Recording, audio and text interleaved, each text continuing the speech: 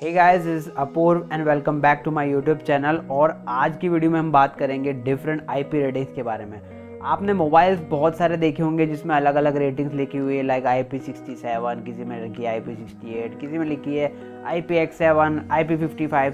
तो ये आखिर आईपी रेटिंग है क्या और ये इसके आगे के जो नंबर्स है वो क्या डिपिक्ट करते हैं, आज की वीडियो में हम ये जानने वाले हैं। So without wasting your time, let's start this video.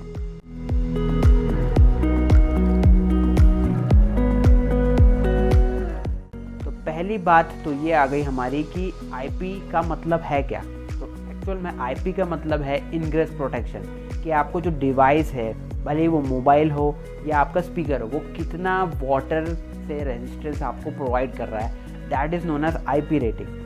अब इसको हम इनग्रेस प्रोटेक्शन नाम से भी जाना जाता है ये। और इसके आगे की जो 2 डिजिट्स है वो एक अलग अलग चीज़ें जो है बताती है।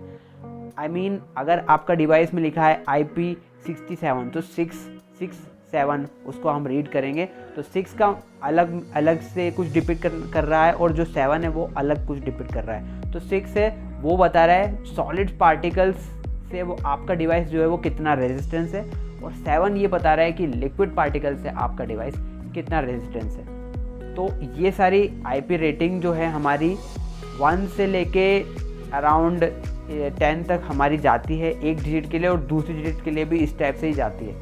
तो अब आईपी रेटिंग्स इस हिसाब से होती है कि अगर हम आईपी के बाद जो फर्स्ट वाली डिजिट है उसकी बात करें तो उसका मतलब ये है कि अगर आपके डिवाइस 1 रेटिंग पे है तो उसका मतलब ये है कि आपका डिवाइस जो है डस्ट से प्रोटेक्शन देगा, और वो डस्ट पार्टिकल्स जो कि 5 सेंटीमीटर या उससे कम के रेंज के होंगे उनको एंटर करने देगा, उससे बड़े पार्टिकल्स उसके अंदर एंटर नहीं कर पाएंगे। So that is known as the 1 rating, I mean IP1। अब ऐसे आ गया IP2 में ये होगा कि आपका जो है 5 सेंटीमीटर से अगर आपका बड़ा ऑब्जेक्ट है तो उसको वो अंदर आने से प्रोटेक्ट करेगा। तो इस टाइप से रेटिंग बनती गई, और आखिर में आता है IP5 का मतलब है आपका मोबाइल पार्शियली डस्ट प्रूफ है, तो डस्ट के छोटे पार्टिकल्स को वो पास नहीं होने देगा मोबाइल के अंदर से। और IP6 का मतलब है आपका जो मोबाइल है वो फुली डस्ट प्रूफ मोबाइल है, तो उसमें कुछ ऐसी भी प्रकार की कोई भी जगह वगैरह नहीं प्रेजेंट है, और वो आसानी से सारे डस्ट पार्टिकल्स को मात दे सकता है। तो IP6 जो हो गया, ये हो गया हमारी रेटिंग्स डस्ट के अकॉर्डिंग। तो फ्रेंड्स, अब बात कर लेते हैं हम सेकेंड रेटिंग की। IP6 के बाद जो लिखी रहती है आपकी 7, उसकी हम बात कर लेते हैं। तो वो आपको देता है प्रोटेक्शन अगेंस्ट लिक्विड। अब लिक्विड में आपका कुछ भी चीज़ हो सकती है, बट मेनली जो प्रोटेक्शन प्रोवाइड करते हैं मोबाइल वाले वो सिर्फ वाटर के अगेंस्ट ही करते हैं। तो आप ऐसा नहीं कल को किसी दूसरे लिक्विड में लाइक ग्लिसरीन और सो में आप अगर मोबाइल स्पिल हो गया उस पर या ऐसा कुछ हो गया है तो आप क्लेम करो, तो मेरे ख्याल से तो वैसा वो प्रोवाइड बिल्कुल नहीं करते हैं। वाटर के अगेंस्ट क्या प्रोटेक्शन है, ये जो है आईपी रेटिंग IP के बाद जो 6 के बाद जो 7 वाली डिजिट है वो आपको बताती है। तो इसमें अगर आपके डिवाइस की रेटिंग है IP1, मतलब उसको अलग अलग चीज़ों से उन्होंने टेस्ट किया हुआ है। तो IP1 rating it means that आपका जो डिवाइस है वो बूंदों से कितना वाटर प्रूफ है। फिर IP2 में उन्होंने क्या किया कि उन्होंने फव्वारे मारे तो उससे कितना आपका मोबाइल वाटर प्रूफ है, शावर से कितना वाटर प्रूफ है, स्प्लैशर से कितना वाटर प्रूफ है।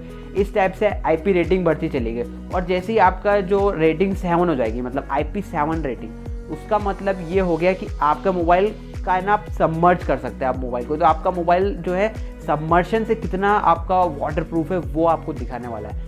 तो इसको हम एग्जांपल समझते हैं कि आपने सपोज मोबाइल लिया और उसको पानी में डिप कर दिया। तो अगर आपका मोबाइल IP67 है, 6 मतलब फुल्ली डस्ट प्रूफ है, तो डस्ट का तो यहाँ सवाल है नहीं। अगर आप 67 है, 7 की बात करें तो आपका जो मोबाइल है 1 मीटर तक 30 मिनट्स तक वो सर्वाइव कर सकता है। तो अगर आप उसको 30 मिनट्स के बाद निकाल के चलाएं तो वो वैसा ही वर्क करेगा जैसा वो पहले कर रहा था, पानी में सबमर्ज करे बिना।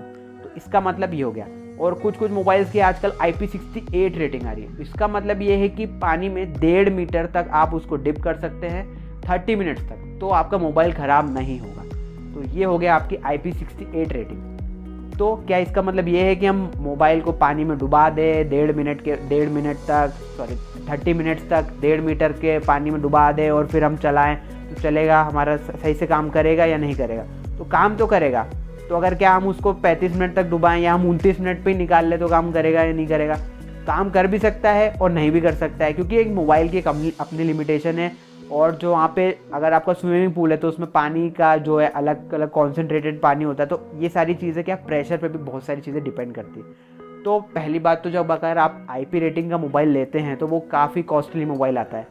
IP रेटिंग आपको देखने को मिलेगी अराउंड 50,000 से ऊपर के फ़ोन्स होंगे उसमें आपको IP रेटिंग देखने को मिलेगी। तो अगर आप चाह के भी, मैं तो यही सजेस्ट करूँगा कि अगर आपके मोबाइल में है भी IP रेटिंग तो उसको आप पानी से तो दूर ही रखें।